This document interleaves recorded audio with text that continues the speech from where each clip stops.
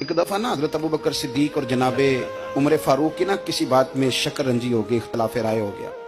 तो जनाबे उमर जरा डाढ़ी तबीयत के बंदे थे, डांट दिया अबू बकर सिद्दीक को। तो सिद्दीक एक बार नरम बंदे थे, माड़े दा की काम मोहम्मद नस जाना या रोना।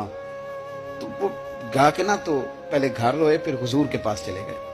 जनाबे उमर कहते मुझे भी ख्याल आया कि यार ये मुझे नहीं करना चाहिए था। थोड़ी देर के बाद अच्छे लोग जो होते हैं उनका गुस्सा जल्दी उतर जाता।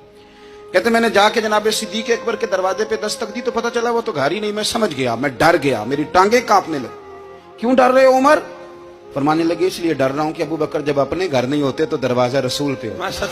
सारी बात तो सुना दी होगी। फरमाते मैं नबी पाक की बारगाह में पहुंचा, सामने अबू बकर बैठे हैं, पुश्त मुबारक मेरे करीम रसूल की काबे की जानब, चेहरा सिद्दीक अकबर की जानब, दोनों की गर्दनें झुकी हुई। जनाबे उमर पाक फरमाते हैं कि मैं बैठा था और सोच रहा था, सलाम ली, जवाब मिला, पर गर्दनें नहीं उठाई दोनों ने, मुकद्दस गर्दनें झुकी रही। मैं सोच रहा था कि अब हुजूर मुझे डांटेंगे तो मैं सिद्दीक के पैर पकड़ूंगा, मैं अली को सिफारिशी बनाऊंगा, मैं मिन्नत करूंगा, लेकिन कोई बोले तो बात बने ना। कहते जब देर हो गई, ये सुकूत भी बड़ा मुश्किल होता है। ओहो, अगर कभी वो चुप कर जाए तो ये भी बड़ा मसला है, महबूब भी चुप कर जाए।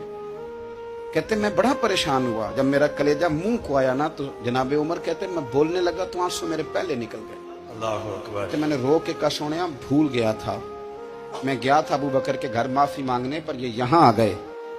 ये मेरे दोस्तों, इसे मेरी तकरीर ना समझना, मेरे रसूल पाक के ये असल लफ्ज आपको किताब में मिलेंगे। आप तबक़ात इब्न साद उठा के देखें। जनाबे उमर कहते हैं मैंने अर्ज की हुजूर मैंने गलती समझ ली थी, मैं गया था अबू बकर के घर, हुजूर मैं भूल गया था।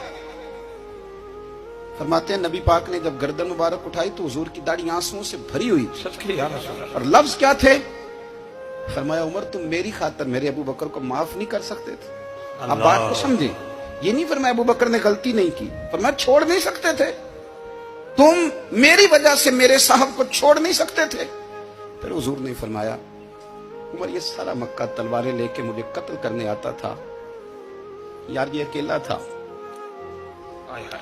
इसने खोल के बाजू कहा था कि जो हुजूर तक जाएगा मेरी लाश से गुजर के जाएगा। और मैं दुनिया भूल जाती है, मुझे याद है